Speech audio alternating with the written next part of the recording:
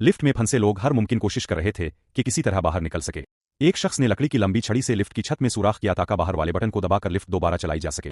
मगर जैसे ही छड़ी बटन के करीब पहुंची, लिफ्ट के अंदर मौजूद एक शख्स ने घबराहट में बार बार बटन दबाना शुरू कर दिया। इसी लम्हे लिफ्ट बुरी तरह हिलने लगी और अगले ही लम्हे एक खौफनाक हादसा पेश आ गया।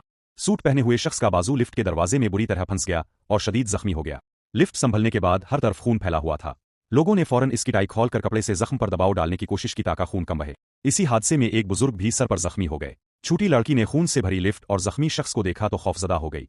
दूसरी तरफ वो शख्स जिसकी लापरवाही से ये सब हुआ था, मासूम बनने की कोशिश कर रहा था और बार बार कह रहा था कि इसका ऐसा करने का इरादा नहीं था। लेकिन इसकी आंखों में जरा भी पछतावा नहीं था, जिसकी वजह से बाकी सब लोग इस पर मजीद गुस्सा हो गए। लेकिन इस वक्त किसी से हिसाब लेने का वक्त नहीं था, क्योंकि लिफ्ट में मौजूद एक खातून की लाश के साथ एक टाइम बम बंधा हुआ था और धमाके में सिर्फ 10 मिनट बाकी थे। इसी दौरान लिफ्ट में मौजूद मुलाजिमीन ने अपने बास पर बरसना शुरू कर दिया। उनका कहना था कि अगर बास ने अपनी पोती की हर जिद पूरी ना की होती, आमाजी में एक बेगुनाह शख्स के साथ जुल्म ना किया होता, तो आज वो इस जानलेवा सूरत-ए-हाल में ना फंसे होते। कुछ देर बाद सब ने फैसला किया कि हाथ पर हाथ रखकर बैठने से कुछ नहीं होगा।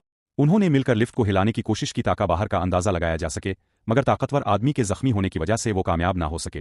आखिरकार जख्मी बास ने भी हिम्मत की और सबके साथ जोर लगाया।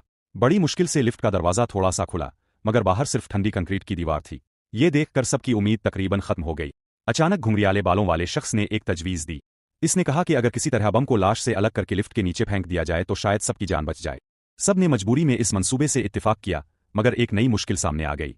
बम मजबूती से लाश की कमर के साथ बंधा हुआ था और इसे अलग करने के लिए किसी औजार की जरूरत थी, लेकिन उनके पास कुछ भी नहीं था। तब एक शख्स को अपनी जेब में एक छोटी सी कील मिली। अगरचे वो बहुत मामूली थी, लेकिन इसी से काम चलाने का फैसला किया गया। अब मसला ये था कि इतना मुश्किल और हिम्मत वाला काम कौन करे। सब एक दूसरे को आगे करने लगे, क्योंकि कोई भी इस खौफनाक जिम्मेदारी को कबूल नहीं करना चाहता था। इसने कील हाथ में ली और पूरी हिम्मत के साथ बम को एहतियात से अलग करने की कोशिश शुरू कर दी, क्योंकि अब हर गुजरता लम्हा उन सब की जिंदगी और मौत का फैसला करने वाला था।